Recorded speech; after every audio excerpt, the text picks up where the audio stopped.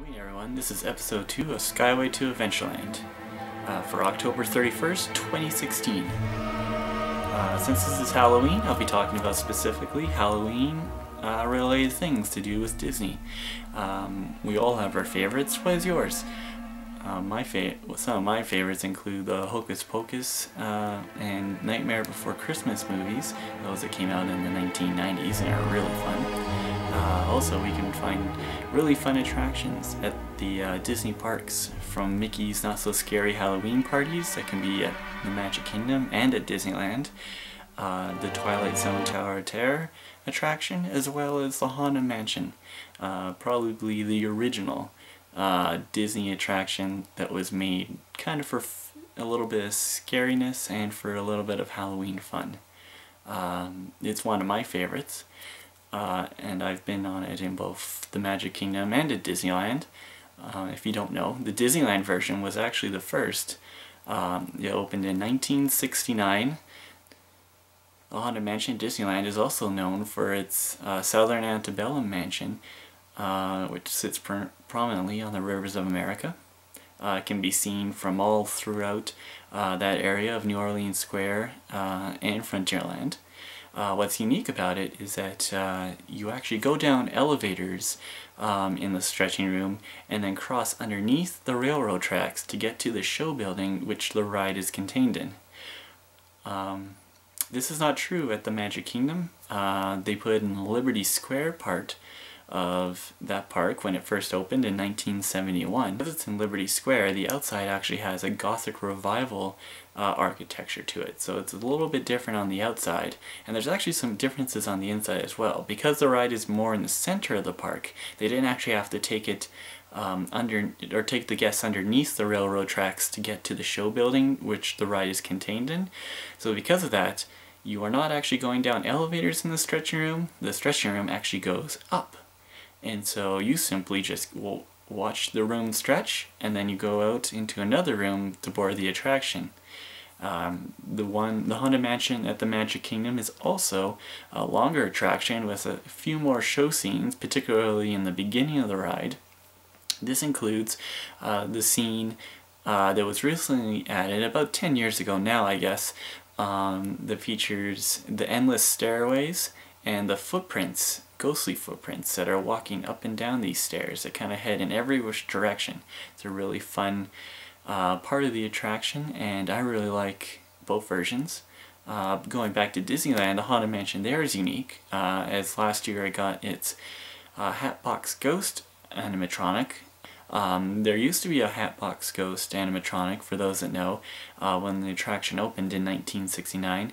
However, it didn't really work as it was supposed to. It kind of wasn't up to the Imagineers' standards, so they took it out after, I believe, even just a few weeks. I don't even think it lasted really a full month, and so very few guests actually got to see that character.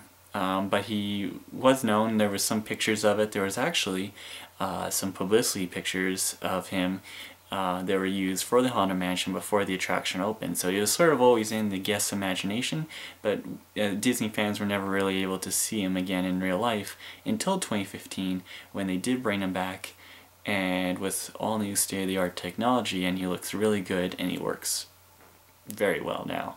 So I would encourage you to go see him. If you also visit from early September to early January, you can also go on the Haunted Mansion Holiday Overlay version, which features the characters and scenes and the music from Tim Burton's Nightmare Before Christmas. So Jack Skellington and his friends basically overtake the Haunted Mansion, and they put the narrative of the movie is what you follow through as you go along on the ride. And it's a really great kind of seasonal thing that kind of ties in with both Halloween and with Christmas. So that's a great thing for guests to visit, and something new for them to see at different times of the year. For Disney reviews this week, I decided to take a look at Disney Villains, Delightfully Evil by Jen Darcy. It's a book that just came out earlier this year. This is the book right here. Just came out earlier this year. It's a really great book if you're a fan of animation or of the Disney villains in general. It throws in every Disney villain imaginable, that was basically animated. So that includes the Walt Disney Animation Studios and the Pixar Studios. This villain could also be used a little loosely, as some people might call some of these characters in the book more bad guys than actual villains, but it's still really fun. It's a really fun book. Some characters are shown with their final versions. Some are shown as just concept art or rough drawings. Some characters we are able to get actually some of the backstory or inspiration behind that character. There isn't tons of new information for Disney fans, but the organization of the book and the lots of pictures that are available just makes it a really fun thing. I really enjoy it, and I really enjoy just sitting down and thinking about all the characters, what makes each one kind of different and unique, but also what makes them so fun. The fact that they could write a book just about Disney villains, because there's something unique about the villains that just makes them more fun and more enjoyable in a Disney story, especially some of the more outrageous ones and the ones that really sort of steal the scene in a way. Ones that come to mind include Maleficent or Hades. They're the characters that we all kind of love and all kind of enjoy watching while in the movies. I'll give you a quick preview just of some of the pages. So example, you can see even random characters like Prince John and Sir Hiss are featured. So they're not the biggest Disney villains and could even be forgotten for the most part, but are really popular if you've seen the movie Robin Hood. It also includes a section on the Disney attractions that feature Disney villains. If you continue going on, so you got Hades, Alice, and the Queen of Hearts from Alice in Wonderland. So you got lots of different favorite characters and lots of different things to look at. I think it's a really good book, and I would definitely recommend getting it for any Disney fan. So yeah, as far as that, I want to wish everyone a happy Halloween, and it's frighteningly fun, but also safe for the little ghouls and goblins that are going out tonight. If you have any comments or questions, please feel free to write them down below.